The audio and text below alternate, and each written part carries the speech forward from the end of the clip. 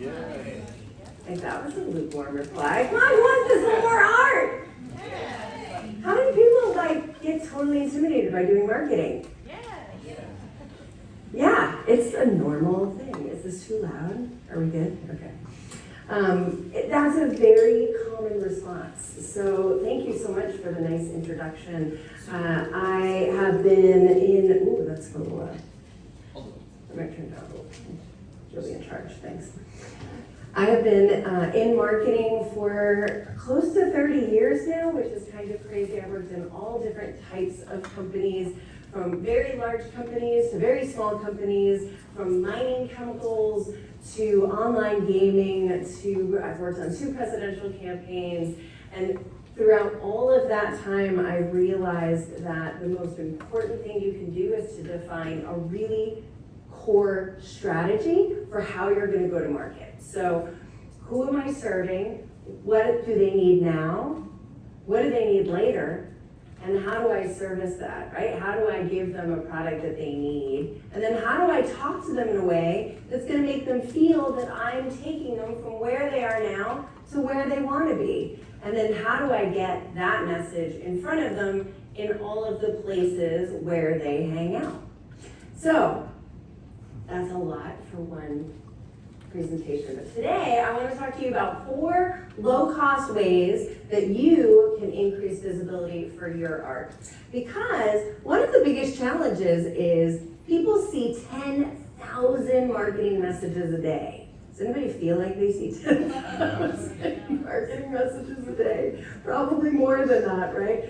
They see 10,000 marketing messages a day, so which ones are going to bubble up? Right? Which are going to be the ones that you actually pay attention to? Well, it's the same for you, right? If there's someone's getting 10,000 messages a day, how are you going to stand out? So the first thing to keep in mind is your prospect needs to see your message at least 7 times before they'll even consider buying something from you. Now, the latest research says, well, supposedly says 30. But this is the last research that I've seen. But let's just say they need to see it a lot. So how many people feel so happy when they do something on social media and they're like, great, I posted on social media, I've done it. And then nobody buys. Well, it's because you're competing with those 10,000 other messages, and people need to see your message over and over and over again. And so I'm going to talk to you about the different ways that you can get in front of people. But I want you to remember, because we tend to feel a little awkward, right, when we're always putting things out in front of people, right? Well, I already posted about that on social media this week. Well, yeah, but 1, people saw 10,000 messages. 2, only 1% of the people who follow you are even going to see your messaging, usually. And they need to see it at least 7 times. So it's okay to be talking to people a lot. You're going to get sick of yourself before anyone else will ever get sick of you. So keep that in mind, right? Remember, I need to tell them 7 times. How many times, does anybody have teenagers? I have a soon-to-be teenager. How many times do you have to tell those kids to do anything, right? Like 20. So if you have to tell your teenager 20 times, imagine somebody who's seeing 10,000 marketing messages a day, right? So you have to have not only a magnetic product, but a magnetic message. So the best kind of messaging takes people on a journey from where they are now to where they want to be. So you want to think about that with your art, right? What do people want to feel when they see a piece of art? Why do people want to buy a piece of art? Let's say you do something that's like you do custom portraiture, right? The feeling behind that is, wanting to, have a lasting image of your loved ones that will last beyond your generation, right, and into the future. I had a cool experience yesterday. I was going through some old paperwork. I don't know if anybody else hates filing, but I hate, so I've got like 4 years of filing. It's embarrassing. But I found these old, a picture of this old painting. It was done in the late 1800s, and it was of my great-great-grandmother as a child and her sister. And so there was all this written about who is probably the artist and all of those things. But I was thinking, like, what a cool legacy, right? What an amazing way that, you know, this is lived on, right? And I'm not sure if the family ended up donating it to a museum or something, but, you know, that's the type of emotion you guys can have. You get to impact the great-great-grandkids, right? In a way that, you know, I never will, right? Well, I'll be long forgotten. So, but having that magnetic message and really understanding what your customers want now and what do they want later and how do you solve that need, right? And consistency is everything. We talked about this a few minutes ago, right? You are going to be so annoyed with hearing yourself talk about yourself and hear you talk about your own art, but I promise you, you have to do that in order for people to hear it. They've got 10,000 marketing messages a day. They need to see your message at least 7 times before they even consider buying, and being consistently out there is the number one thing. If you leave with nothing else today, it's that idea of always being consistent. And that's true, of course, with anything in life, but especially in your marketing.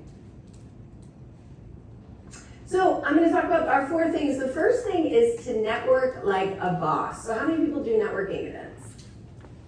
I mean, you're at one. So that was a trick question. But networking like a boss.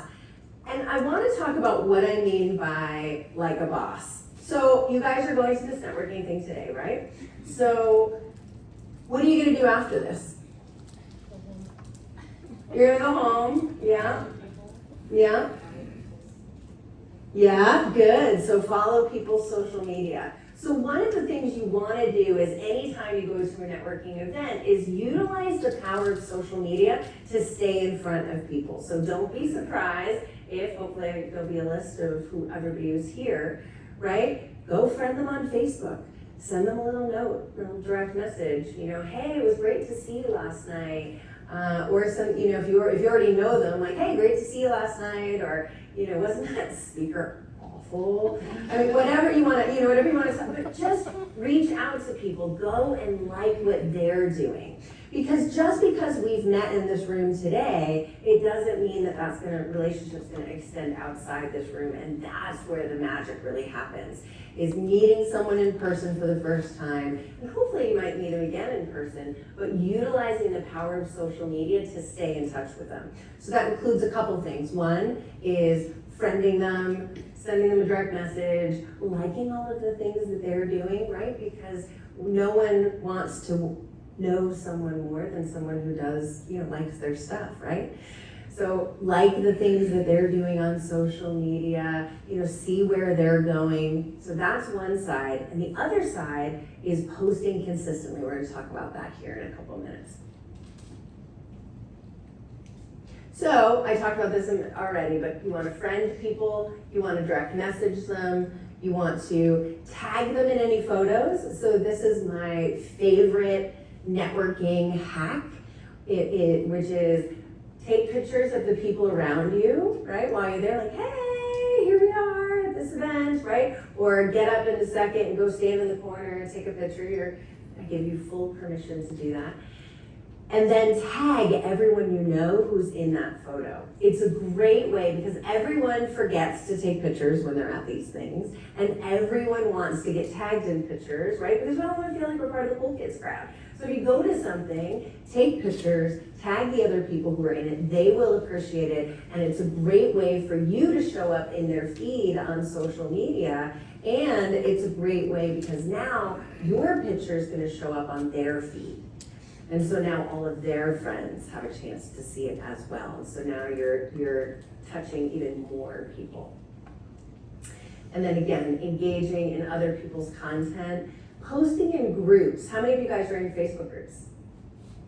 Yeah, how many of you post in those Facebook groups? Yeah, good. A couple people do good. Good. Most of them have rules around that, right? So you gotta know the right rules. And I have a whole spreadsheet of like, here's the places that I post. Here's the days that they let me post, right? Or I have to, you know, can I post directly? Do I need to post in response to someone else's post, right?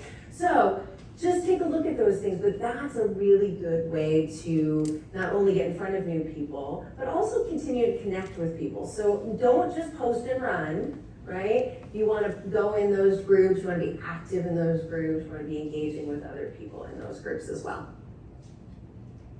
Podcasts. Has anybody here been on a podcast? Yeah, a couple people.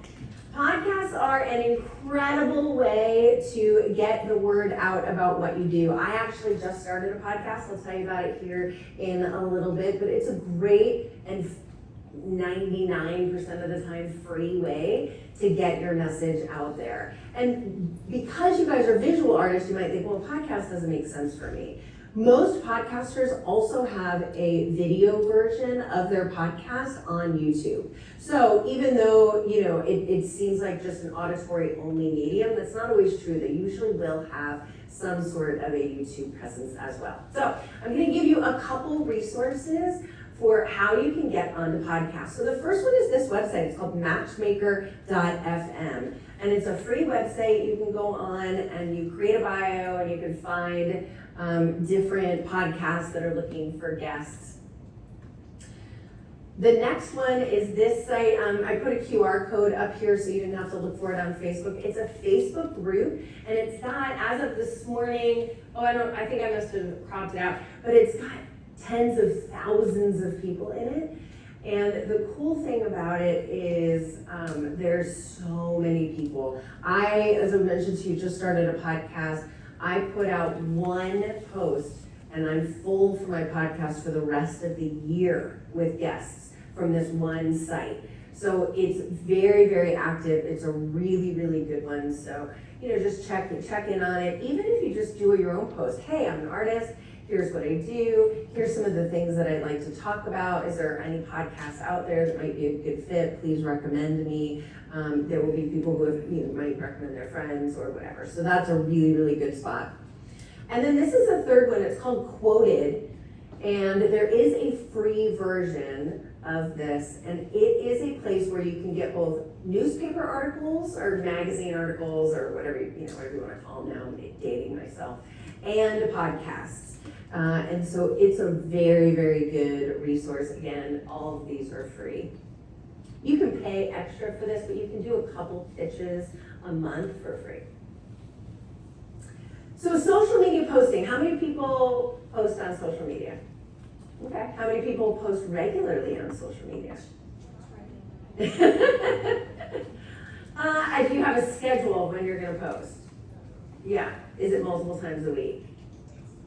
Yeah, needs to be, right? I get it. I totally get it. Yeah, this is one of the things that we struggle with most, going back to that idea of consistency.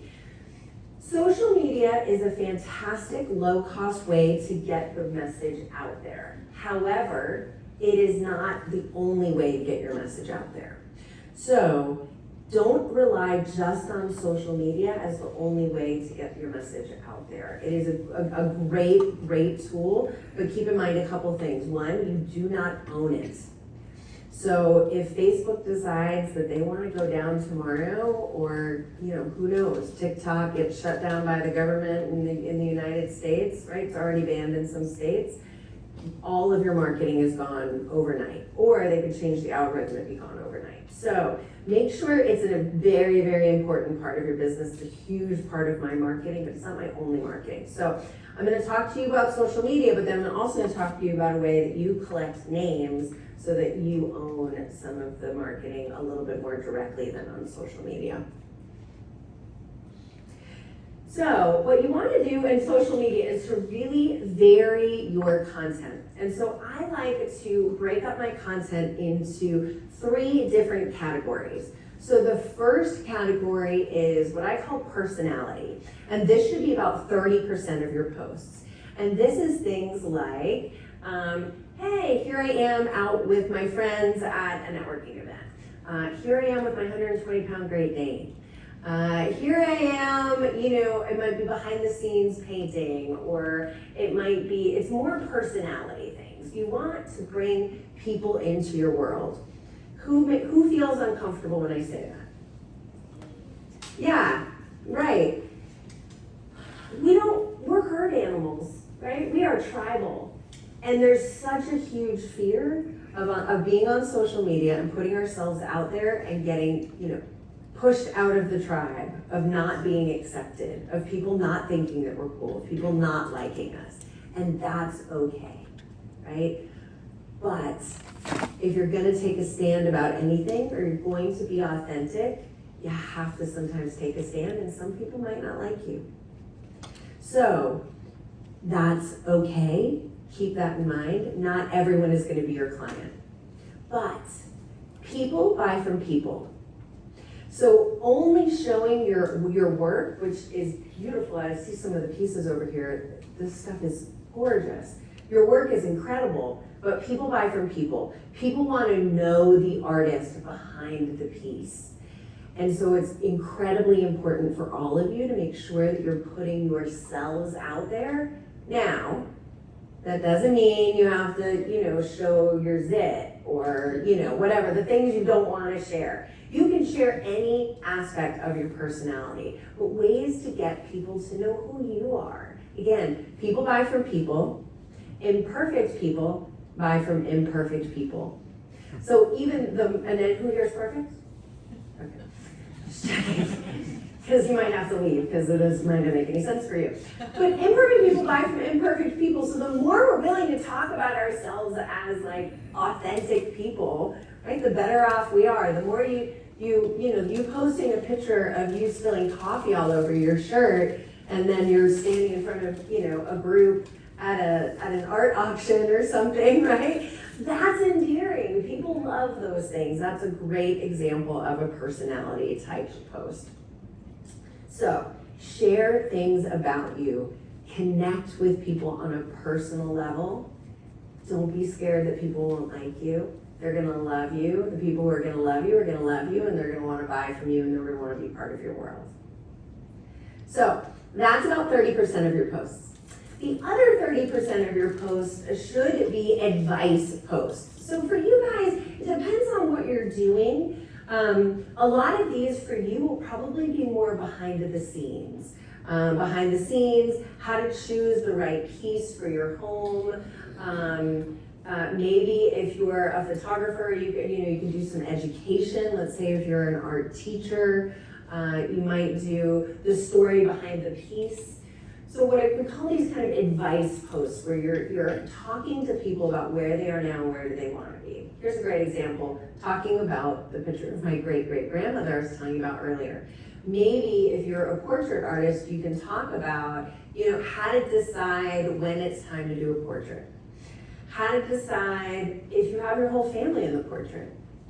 How to decide if you only have, should you do a portrait when your child's young, or should you wait till they get older? How do you can I include pictures of someone who isn't here, right? Who maybe they passed away, or maybe they just don't live here, right? Are there ways that we can do that? Think about the questions that your clients ask you when they're gonna buy, and answer some of those questions. And for you guys, again, as artists, a lot of this is gonna be behind the scenes type things. People love to watch artists work. And so, I watch some people who put your camera on a time lapse and just do your thing, right? And people absolutely love that. So that's a great example of what would be called an advice post. And that should be about 60% of your posts.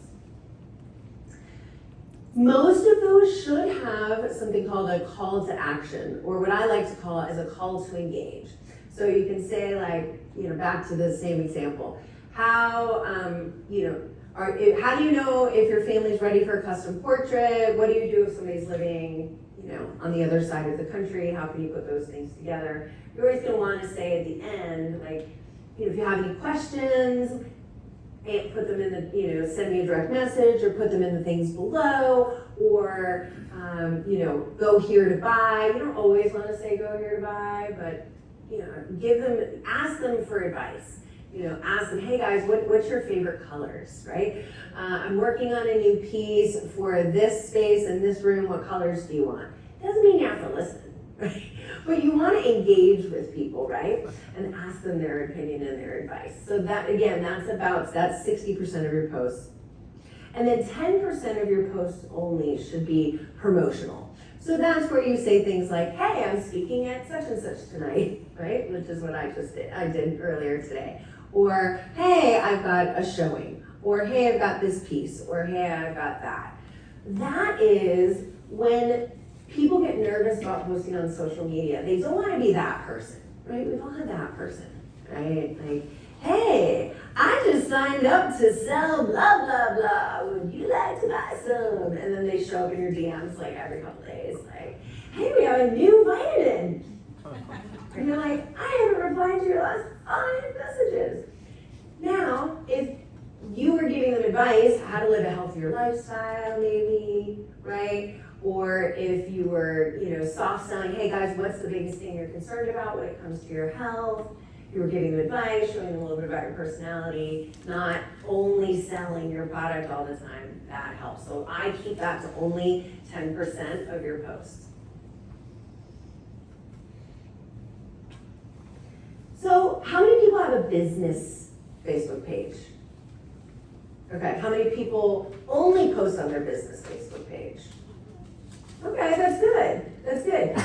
Business pages on Facebook are generally frowned upon in the marketing circles. And here's why. Facebook's a business. They want to make money. You don't pay to sell your products on your business page. Therefore, Facebook or Meta and Instagram as well are not making any money if they show your stuff on your business page as free advertising, right? They want you to pay for that. So the best way to work around that is to also share things on your personal Facebook page. It also means being friends with people who are in your network on your personal Facebook page. This can be a very big shift for a lot of people because especially people like me, I'm a Gen Xer or any boomers. We were taught work is here, home is here, and there is a big brick wall in between and we do not share anything, right? So you guys, does this sound familiar? Yeah, I was taught this too. And one of the biggest shifts that I've been able to make in my business, and it's shown in my revenue, is when I started engaging with people as people. And the best way to do that is to become personal friends with them. This does not mean that you have to share recipes. This does not mean that you have to invite them to your house on Saturday night. It just means that you're inviting each other to engage in a deeper kind of a way, and that you're showing each other your content. If you are using that 30, 60, 10 model, you're not going to become annoying because you're just giving people advice, right? Giving people advice, you're sharing a little bit about your life. Every once in a while, you're asking, you're selling something. How does that feel does anybody get a little like, ooh, I don't want to be Facebook personal friends with people? That freaks me out. Yeah, it depends on the person, right? Yeah, I get that. Okay, but something to keep in mind. I post everything on my business page as well as on my personal page for the most part. The big reason why I still continue to have a business page is this. When someone goes to your Facebook page, or let's say, I forget your first name. Okay, so Christine, and I get Christine's last name. I go stalk her on Facebook, right? We're not friends yet, we might be, but we're not friends yet. Over on the left-hand side, it's gonna have an about section, about Christine, and in there, you wanna have a link to your business page, because then I can stalk her and go, oh, that's where I met her. She must be an artist. She must have been at the event, right? So forth and so on. So you wanna make sure you've got a link to your business page and your business page is being updated for that use case. For the most part, I will never go back to her page again. But once I become personal friends with her, the chances of me seeing her posts are gonna be a lot higher.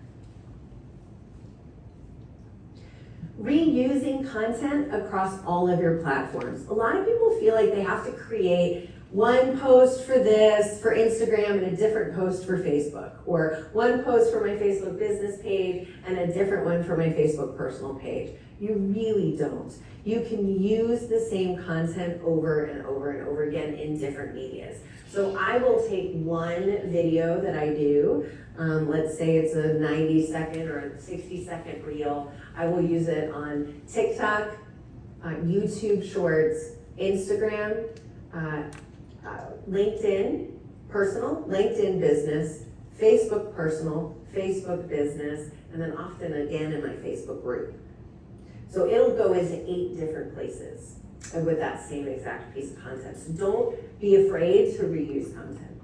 And don't be afraid to reuse the same thing over and over and over again. I mean, not that often, right? But it's okay. Like I recycled recently a couple posts from last year. So I was like, this is a really good post. I'm just gonna redo the graphic a little bit and I'm gonna reuse it. So you can absolutely do that. All right, so because people buy from people, and we talked about that a little while ago, video is everything. Video is key. It's why I'm back there taking some video here today.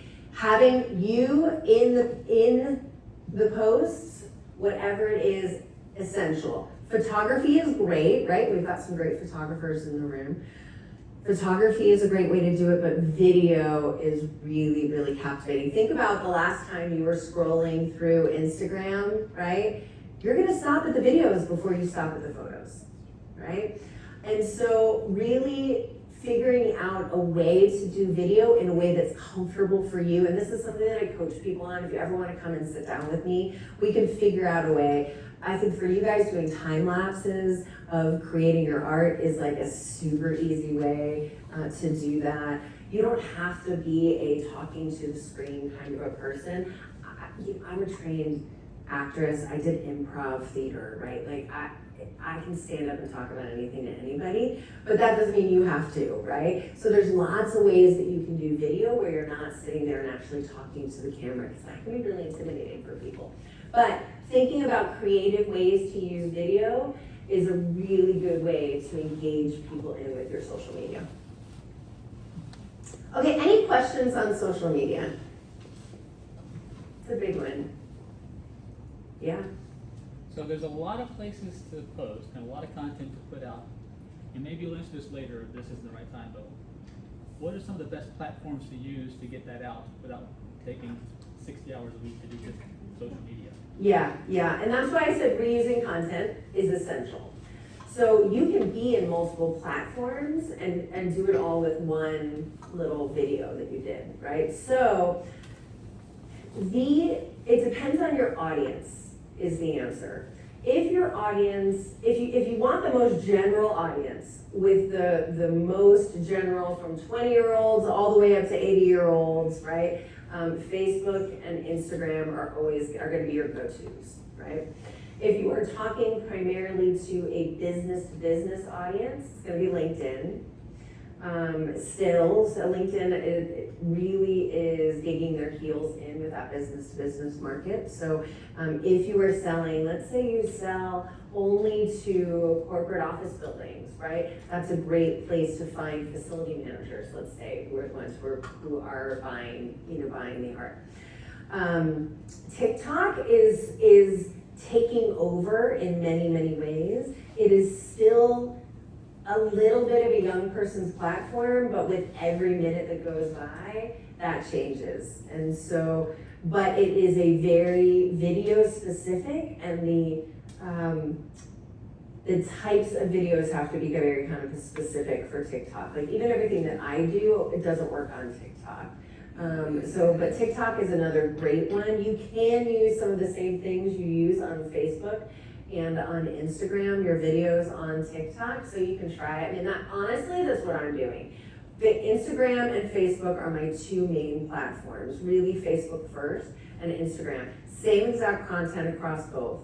If a video seems to be something that kind of a TikTok audience would like, right, it moves kind of fast, then I might put it on TikTok as well, thinking that it might work. I put everything on LinkedIn as well, but I honestly never check it. It's just, I have a pretty big base for my time in the corporate world. So, but I would say if you're gonna stick with anything, Facebook and Instagram.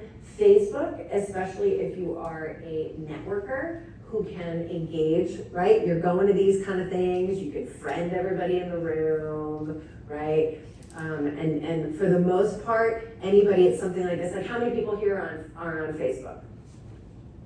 How many people are on Instagram? Okay, how many people are not on Instagram? All right, so you guys are pretty savvy. Good job. So either one might work for this kind of a crowd. But are there any management platforms that let you design all your posts and then broadcast them out to multiple platforms that you would recommend? Yeah, you can use Canva is good for that actually. And Meta will let you post the same content across both Facebook and Instagram. I use another one called Simplified, which is pretty good. There are a lot of them. They all have something that they don't do well. Unfortunately. We use Simplified. It does pretty well. It won't post on a Facebook personal page. So, but Meta is great. You can schedule, even just on Instagram, you can schedule up to a week in advance. And yeah, go ahead. I haven't used Adobe Express. Yeah, I haven't tried it. You also keep me posted on what you think. Yeah.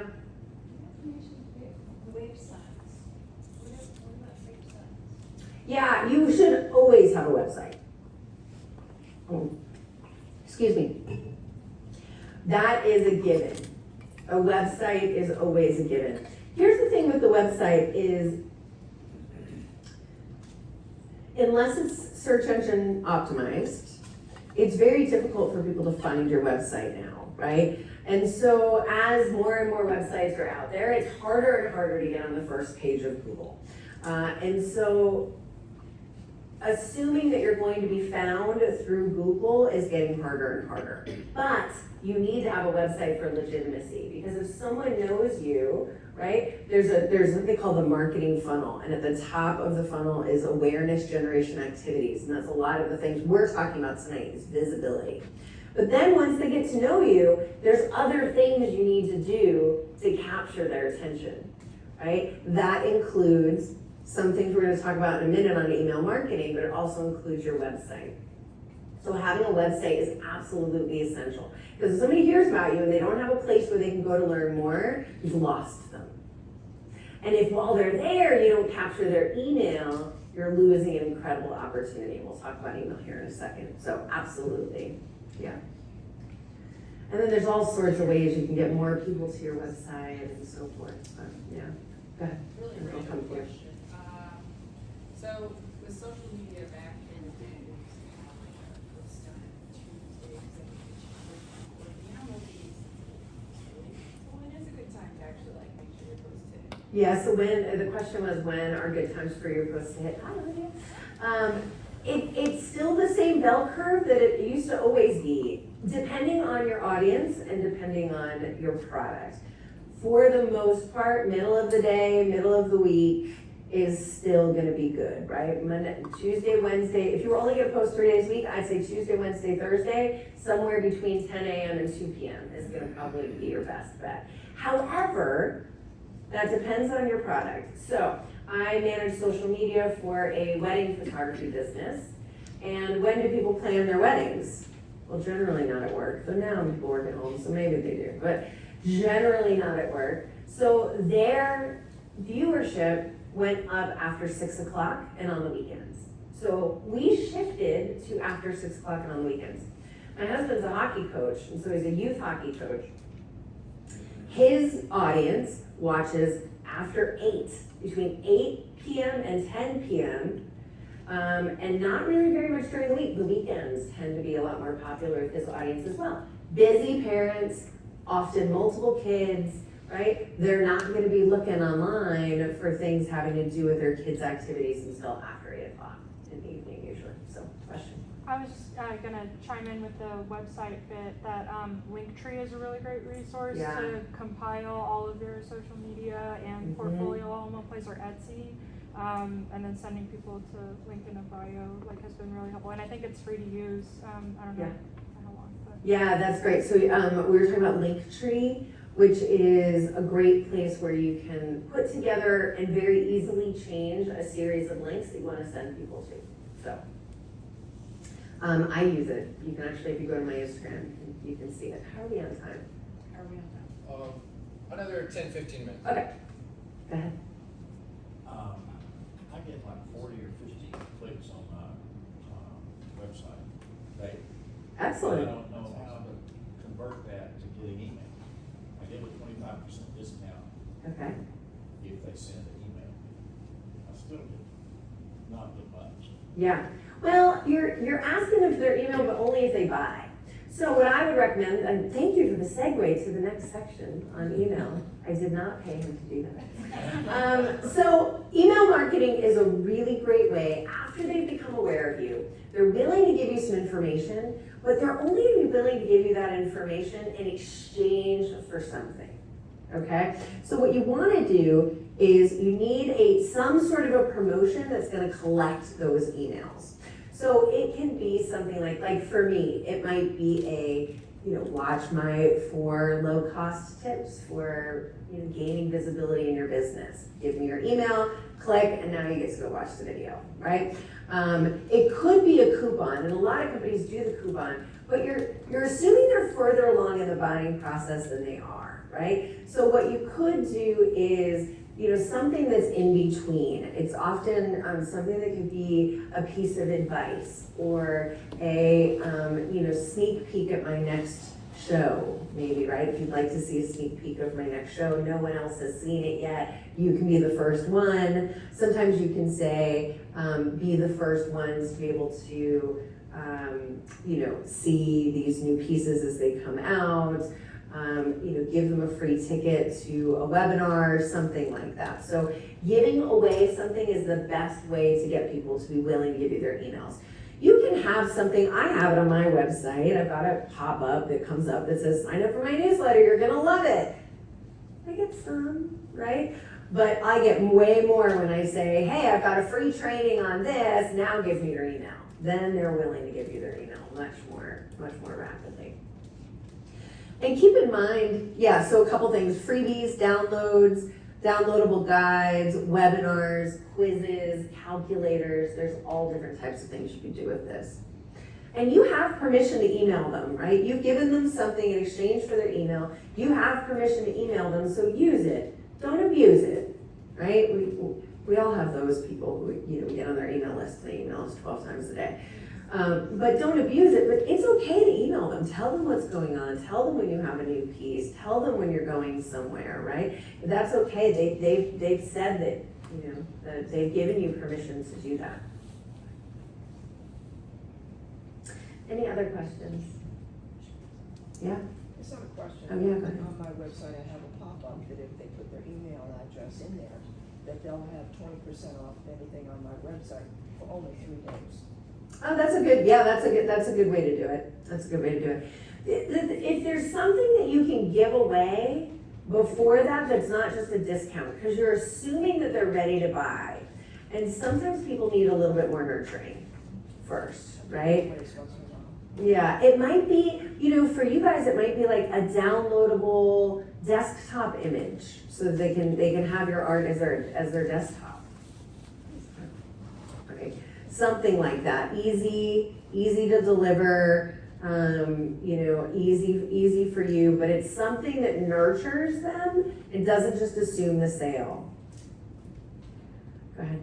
I'm just gonna say that we've all heard of the GDPR laws, the European Data Protection Laws, and you can't ask for someone's personal information unless you give them something in return. So you have something on your website that just says, give me your email address, name, whatever, and add it to your list. You can't ask for their personal information. You can ask for their email only. Yeah. But if you have a download or something they get in return, then you can ask for their name and other stuff along. So be aware of that your website is viewable in Europe and you're asking for personal information without giving them something in return, you are violating European law. Yeah, there is a lot of differences in Europe. A lot. So yes. All right, so this is my shameless self-promotion portion. I would love to work with any of you guys who are looking to put together a marketing plan. I have something called a marketing plan done in a day. It will give you complete clarity on everything you need to do to grow your art practice and to grow your revenue, and would love to work with you. There's a QR code that you can scan to learn more about that. If you're not quite ready for that, one of the things I do is these little shorter kind of 90-minute sessions. So I've got one just on messaging. How do I get people interested in my products? What do I say to them? So this is a quick 90-minute session just on your messaging. I've got another one where if you want to put together your social media calendar of like, hey, here's all the things you want to be posting, what do I going to post? What's my schedule going to be like? Especially for people who struggle with being consistent. This is a really great option for you guys. And my podcast, as I mentioned, is called Bosses with Baggage. We tell stories of people who have been through some dark night of the soul and have now used it as an opportunity to be of service through their business. Some of these stories are absolutely incredible, so I would love for you to go check that out. And this is my Facebook group. It's a free Facebook group, and I'm live in it pretty much every day. There's lots of special content. We do bi-weekly trainings in there. We have office hours, all sorts of fun stuff, so if you'd like to join. And here's how to get in touch with me. Any other questions? Oh, wait. No. So many QR codes, so little time. And I'm happy to stay after and answer any questions if anybody has any more questions. Thank you so much for having me. Was this helpful? Yeah.